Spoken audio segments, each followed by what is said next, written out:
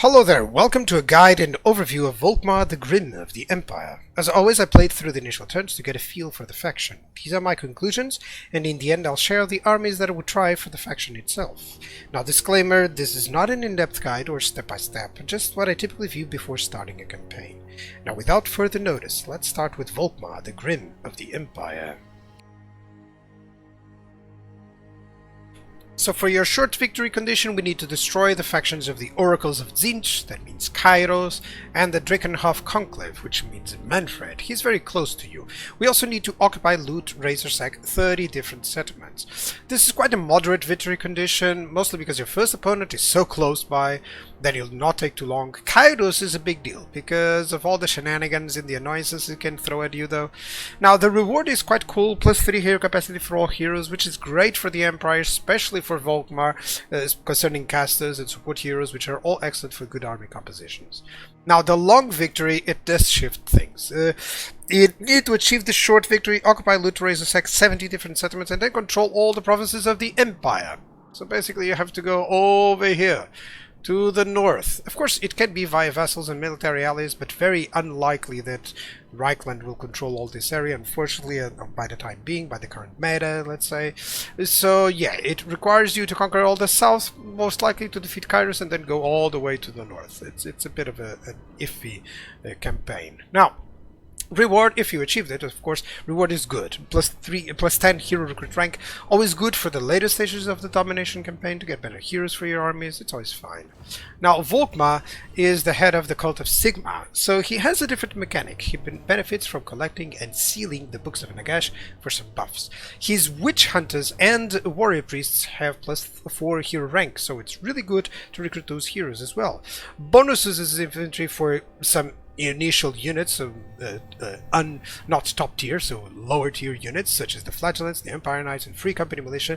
What I like about this is that these are 3 units of different ranks or different roles. You know, one cavalry, one hybrid unit, one frontline infantry, basically. So yeah, that is excellent. It's always good that it will focus at least your early game into a different set of units. And you also have less cooldown for battle prayers and accusation, making you ensure that you get more warrior priests, more witch hunters, so that because those are the ones who have those skills, of course, so that you can benefit from this. Now, it works really well, gives you a powerful early to mid game as well, and that's slightly different mechanics, so you don't have all the electro count shenanigans. It's always a nice change of pace.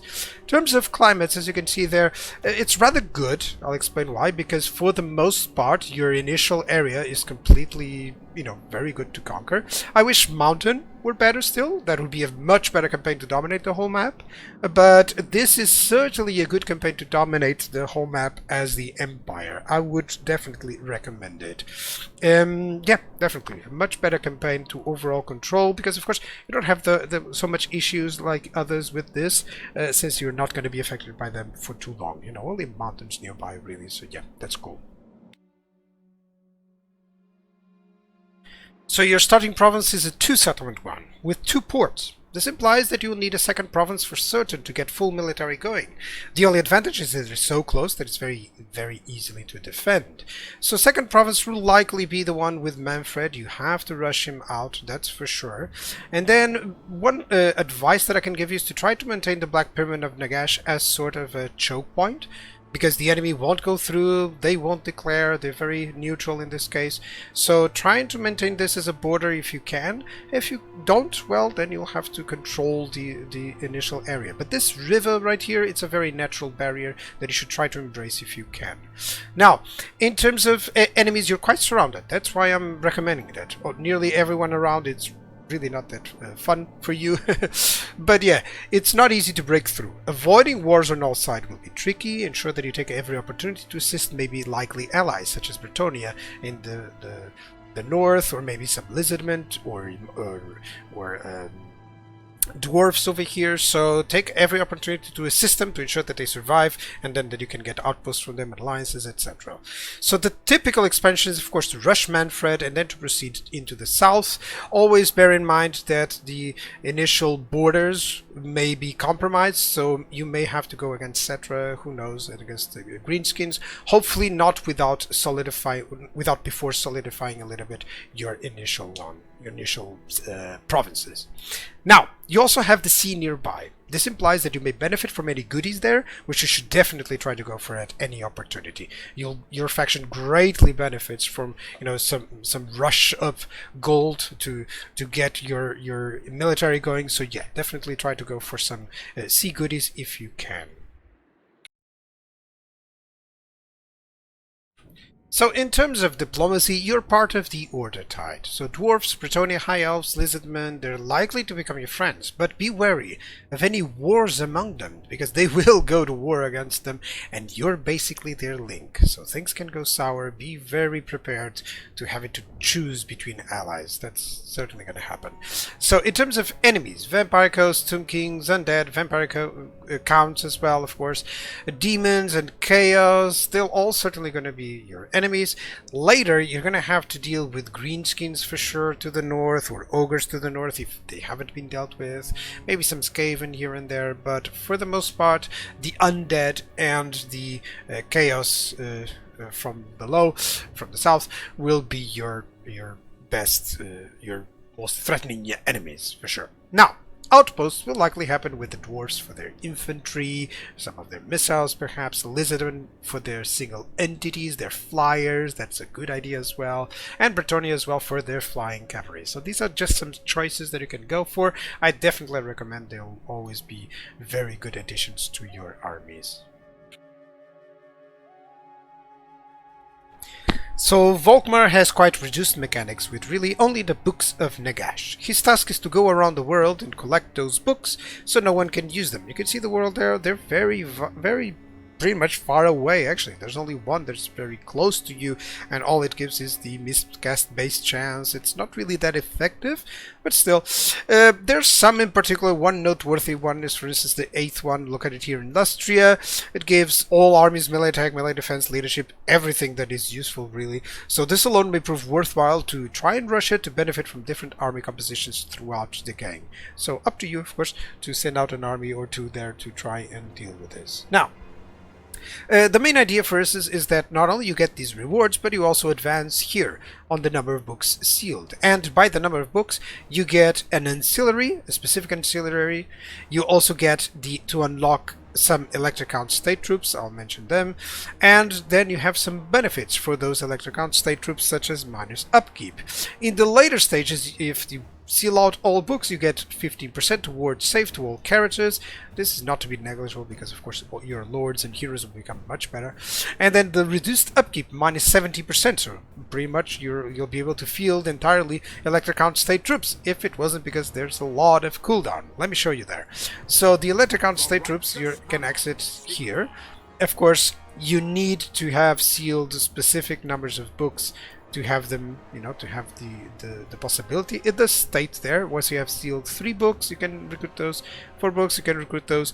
But the main issue is that you can only recruit 1, and then it will take specific turns to replenish. So it's gonna take a while before you can actually, have an army full of these guys. I don't know if it is even possible. But yeah. That's the sort of mechanics, very slim sort of mechanics for Volkmar, but for the most part it doesn't incorporate really well with the short and long victory conditions. Well, with the long victory a little bit, because of course you do have some books around that area, to the north, but there's nothing other than the books to give you a reason to go to Lustria or to Ulthuan. So yeah, there's that. So basically, yeah, a different set of mechanics. At least it's different than the Elector Count's mechanics, so that you can perhaps enjoy more of a sandbox experience with Volkmar. In terms of edicts, we have the control for the province, of course. We also have a sort of defensive one. Enemy hero action success chance reduced, chance of intercepting an army it's increased, and minus corruption, always good, especially if you're under attack by anyone using the other way, for instance. Income from all buildings, it's always nice. Then recruitment cost and local recruitment capacity. I wish this was like 10% and 2. That would justify it, because without it, for the most part, you'll be using like growth or income. So you also have the growth and income from tariffs faction-wide. So if you're trading a lot, just ensure that you always get this. It's a shame that you don't get anything for research, for instance, but yeah. So in terms of the army stances, you have the very basic general ones. So 10% movement goes to go into channeling and gives you winds of magic power reserve, which is always nice.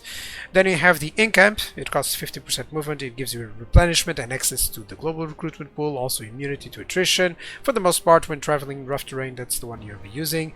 Raiding also gives you immunity to attrition, but of course requires 50% movement to engage. And then you also have ambush, which is allow me to add the strategy here. You ambush to become hidden, not to actually ambush. That's the cherry on top. What you really want is for the AI not to see you. That's the main premise, okay? So 25% movement range, and of course the chance to hide and to ambush the enemy. And of course force march. All very standard, really. So in terms of buildings, there's no specific buildings in your initial province. You do get a little bit of an income control and resource production, but nothing too important. However, in the second province, if you go for Manfred in the Shifting Sands, you do get an interesting one, the City of Bronze. It gives more income, which is always nice, but recruitment duration -1 turn for all units. So this, and the recruitment cost, of course, -10%. So this makes it a better target for a military province to build up that in terms of military province, which is always nice. Now, it requires 6 buildings for full military, and 2 of them can actually be built in the minor settlements. Now, tier 3 units are somewhat decent, actually, you know, including the great swords, the handgunners, the huntsmen, most of the cavalry, including the outriders even, and the grenade launchers, some of the artillery really with the war wagons or mortars, you know, you still have the handgunners there. So yeah, even with the flagellants, which is always nice, and you still get the warrior priest in every single hero that you can. So don't neglect the tier 3 units. You will be able to deal, especially with Volkmar, quite a lot of damage with those, and to ensure that you survive from the early to the mid game for sure. Tier 4, that introduces the big guns, the Hellstorm rocket battery, oh, I didn't catch it. The great cannons, of course. Then you get the demigriffs, which both variants are really cool. So yeah, the main advantage is that once you pop into the tier 4, you're all said and done. Tier 5 is mostly just generalistic stuff, so it's like the Luminakarfhirsch. You maybe want to use this against single entities, for instance. It's really cool. Steam Tank, it's more of a niche usage with the being unbreakable and causing terror. It's more of a ranged unit, really. And we also have the Hellblaster volley gun. This one, an actual artillery piece that you can use for certain. You'll see in some army compositions that I'll mention. But yeah, tier 3 units, don't neglect them. They're really cool. Tier 4 units, it's where the big guns come up. Now, in terms of infrastructure, you always have the growth and casualty replenishment rate. The Empire is basically the basis for every single one. So they have the income building here, then we have the control, and it also adds hero capacity and recruit rank for witch hunters. Don't neglect these guys, witch hunters, especially because they're very good against specific single entities, which the Empire typically has a problem with. So I see so many people having problems with specific single entities or lords or heroes, and by all means, Witch Hunter may help since he has that accusation ability, which is really cool. And we also have the toll gates, which gives the campaign movement range, growth, and income from all buildings. Now, let's talk of research. Research has an interesting added, which is the Sigmar's Wills, but in a more focused part. So it focuses on every part of the game. So buffs for the infantry, for the cavalry, for the war machines, and for the missiles. This is good and nicely organized. It's really neatly organized. It's really cool. Then we have something more for trade and industry, so for getting more income, more growth, etc. Then we also have some more for imperial colleges, so it gives you more research rate, for instance, some buffs for overall for the campaign. Okay, and then we have diplomatic corps. Now these are expensive, yes, but they may help you getting the necessary alliances to run some good outposts. So definitely that's something that you should consider as well. Now then you get some benefits fighting against specific foes, which is always nice, because if you're planning a campaign, say going completely against Vampire Counts, Vampire Coast, and Tomb Kings, imagine getting Purge of the Fell really early. Your initial forces will be much better than expected, especially if you buff them up like I've done there with the infantry already, and with this, in a couple of like 20-30 turns, you're ready to take them down. That's sort of idea. Or even before that, just you're progressively getting better units as well. Now, there's also Sigma's Will. This is a 50% upkeep reduction for flagellant units and more speed and more missile resistance. So yeah, remember that they get so many buffs that they actually become quite a front line that you can use. Don't put them against Chosen, it's my take. But of course they are unbreakable, and they'll be faster, they'll be more resistance to the stuff that typically will kill them. So yeah, everything combined, they will be a rather decent unit that you can use, but always remember always remember their role. Okay, now, and we also get more effect range for the Grand Hammer of Sigmar, the abilities that we always love, the support abilities. So this is actually what makes the armies that I'm gonna mention in a moment possible, because if you have the priests around to support your front line, they'll become really much more powerful than expected. As always, we have your Lord specific or yellow line there, as well as the caster or melee line. Then we have the red line or army line. Then we have the blue line or campaign. Now, in terms of the blue line, you do have the logistician, so casualty replenishment rate, and quartermaster here, but it may prove quite a while to get there. You do have heretic hunter, which it's good to get more capacity for warriors, priests, and recruit rank for them, so perhaps you can go there, but there's really nothing too important in the beginning. War control, maybe the attrition would be one, because later on other stages you'll want this guy to be definitely safer from attrition, so perhaps going with that and a little bit of corruption just to get the heretic hunter, and then you can decide whether to get lightning strike or others by all means. Now, in terms of the red line, it's rather expensive, since the main issue is that any alternative to like early mid-game units will cost skill points in comparison to elite units. So it kind of forces you to go into elite units, but then you're actually buffing the units that are not elite. You see the point? So for trying to get the proper combinations without spending too much in the red line as well, and still managing to get different comps and different usage for units, it's an issue with the Empire. Now, Volkmar does benefit a lot. His army, he's a good frontline supporter because of his battle prayers, of course, and in essence, he does go for bonuses for the Flagellants, Free Company Militia, and Empire Knights. So the early game is really fast and really easy for him, that's for sure. But then again, these are not units that you'll most likely manage to use all the way until the end, the late game. But for a short victory, definitely you can do that. That's really the key part of this. And then warrior priests, for instance, they do provide replenishment. Let me show you in the buildings here. So warrior priests are the ones that provide replenishment. They also are essential considering the climate and the overall lack of replenishment overall, but they are detrimental for your frontline holding and fighting capabilities because of their auras. So that's definitely getting more warrior priests as a fighter instead of Empire Captains is a key part of the Volkmar campaign. Nothing stopping you from getting Empire Captains by all means, but consider the warrior priests for the most part. Now, you also have the witch hunters, of course, and the casters, which are always important. Just make sure that you have those that will benefit your army the most. So here are the red line skills for the Empire. A stated note how we have a division between the elite infantry and cavalry and the lesser elite unit, the lesser infantry and the lesser cavalry as well. It doesn't make it a good choice to, it kind of makes you forceful to go into this just to ensure that you always go for the tier units, of course. So it doesn't make you a good set of choices if you want to use the early game units first, of course. But I'll try. Now, in terms of Volkmar, he does buff weird units, the Flagellants, the Empire Knights, the Free Company Militia units. So of course this is sort of what you will see normally as an early game composition. It can look something like this, just some basic structure, basic balanced out army, just a couple of halberds to deal with any large unit that may show up. Yeah. The second one is more of an upgraded version of the first one. So going to more the elite units and artillery, and of course do note the the red line skills, of course, that you need to use. For the most part, 15. It's not really that big of a deal, so you can definitely go into these compositions and buff them all up.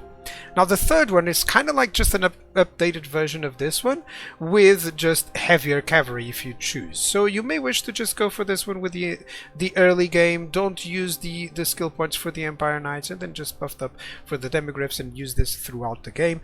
Both of these compositions certainly can be useful, but of course you can just go into any different composition. I'm just making sure that I manage to use the units that are buffed up by Volkmar. That's the main key principle of all these compositions, of course. Then we have with the Huntsman General the examples that I give, just to enjoy the buffs that he gives precisely for Huntsmen, for great swords, or spearmen and halberds. So by all means, just a couple of combinations for him to use. And these are just standardized combinations, basically. I'll mostly be using these ones. For instance, this is the very typical army that I'll use in any campaign, this one as well. Instead of the Witch Hunter, for instance, by all means you can use the Warrior Priest, and you should, definitely. The main idea that I'm going here for is that I always like to incentive you to use, to have at least one caster in an army and at least one melee hero or support hero, but the amount of them, which ones, what spells you get, etc., that's all up to you. You can choose not to take any heroes at all, but I don't recommend it, but it's up to you, of course. As long as you can make it work and you find it fun, by all means, don't worry. Now, in terms of this is more like basically a doom stack of sorts of elite units for certain, with the Hellfires just wrecking anything, and the Demigryph Knights just being a powerful flanking force. And if the enemy tries to reach the Hellfires, of course they'll have to go through great swords and your heroes. That's the sort of thought process there. Now these are somewhat different. These are trying to be mostly a bit more effective in terms of redline skills, and also to take advantage of those Book of Nagash buffs that I mentioned. So imagine all of these units with more 8 leadership, 8 melee defense, and 8 melee attack. Suddenly you have an army. So that's the sort of idea here, as well as giving some interesting takes. So use this, with a disclaimer. Just use this with a bit of an open mind. Now, this is mostly just a missile stack. It's vulnerable to large amounts, for instance, of cavalry, so be wary of that. But of course, just a checkerboard formation should do really nicely, and all your artillery would dispatch quickly, if anything. And of course you have two heroes plus the Lord to work out as a front line, so you always have some options, and therefore these units will always be good in terms of front line, especially after all the buffs. So yeah, that's the sort of idea here. Then the second one is more into something mobile. So all of these units are kind of mobile, so the artillery mobile, cavalry, of course. The front line is where it all stands, so basically these guys will just follow the heroes, and your flanks will be the main purpose, because these guys can follow these guys in battle and be supported by them. And again, 11 red line skills, so that's quite effective. The third one is Vanguard deployment. So all of these units are Vanguard deployed. These guys are not, but they can follow easily. And the main idea here is that they will all Vanguard deploy, start firing while moving, because all of these units also fire while moving. So that's the sort of idea here. And you can just fall back into the demigryphs, who will finish off anyone that they're still fighting, really. Of course, don't send these guys, let's not use this against a chosen stack, unless you know what you're doing. But the main idea and premise here is to try and use out different compositions, different units, and who knows, sometimes you'll maybe be able to see one army composition that I show here, and you'll be able to go, oh, I want to try that out. And if you do, let me know in the comments below, of course. So, like always, like I stated, double warrior priest, or just one, or none, by all means, use it at your own discretion. This is just really placeholders. You can use different lores, of course, by all means, use different lores of magic, but this is just placeholder telling you, hey, get a caster, hey, get at least a melee hero. It always helps. So Volkmar is quite an interesting campaign, just because of its starting location and the enemies, namely most of the undead. It's a sort of breath of fresh air from the Empire mechanics of the Elector Counts, but it does lack a bit more mechanics, because all that they have is actually the Books of Nagash. It works well as a campaign versus the undead, to cleanse them from the earth, and you'll have to contend with Kairos for certain in the south. So it also brings its uniqueness if he starts with his Changer of the Ways and doing some mess up to you. In terms of units, the focus on flagellants and Free Company militia as well, it's kind of interesting. It makes it feel like a different Empire campaign. It's definitely a recommendation. I would play this campaign if you just want a different experience, but what the issues with Marcus Wolfhard, for instance, the other one, with its lack of top-tier troops. Now, your army will always consist of average infantry, great missiles and artillery, great cavalry, no single entities, no siege tank and luminaire, of course are single entities, but they're more artillery based than anything else. And they lack flyers. So replenishment is good, particularly if you have your warrior priests in every army and when you're going into decent climate, as you've seen. So I believe, yeah, that's a good campaign. This is actually a good campaign to try and dominate the whole map with. So yeah, I believe now it is time for you to follow the head of the cult of Sigmar, Volkmar the Grim.